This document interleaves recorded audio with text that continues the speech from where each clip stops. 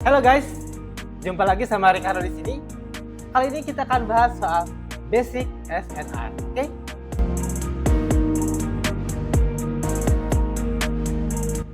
Support and resistance adalah konsep dasar dalam analisis teknikal ya, yang membantu para trader dalam mengidentifikasi potensi level-level harga di mana arah pergerakan pasar mungkin berubah atau reversal.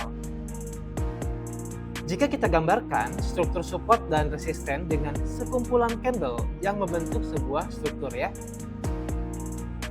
maka titik paling atas ini disebut dengan resisten atau tahanan atas, dan titik paling bawah disebut support atau tahanan bawah. Nah, berikut kita contohkan pola pergerakan candle ketika berada di support dan resisten ya. Contoh pergerakan ini sedang downtrend, maka ketika suatu support tertembus, maka harga akan mencari support terdekat lainnya sebelum akhirnya ada perubahan arah ya.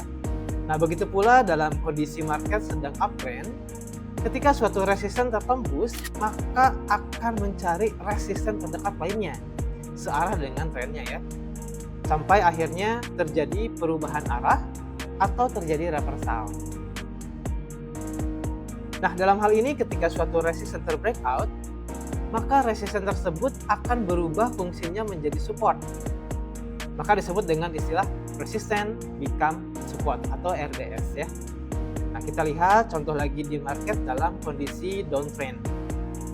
Jika suatu support terbreakout secara solid, maka support tersebut akan berubah fungsinya menjadi resisten dan kemudian akan mencari support terdekatnya lagi ya. Dalam hal ini ketika suatu support terbreakout, maka akan berubah fungsinya menjadi resisten.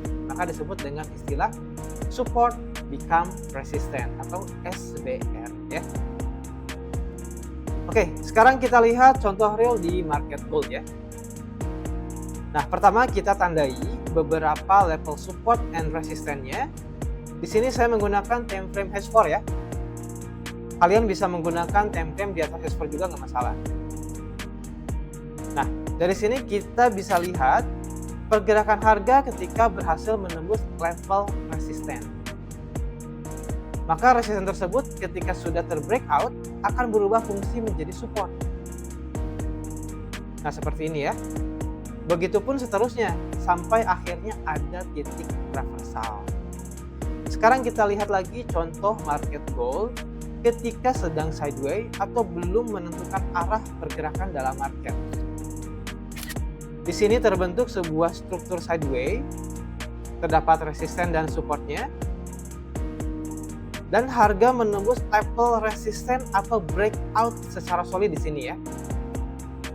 Kita perhatikan di sini setelah breakout, maka resisten berubah menjadi support atau RBS di sini. Nah, ini adalah contoh lainnya perubahan fungsi suatu key level ya.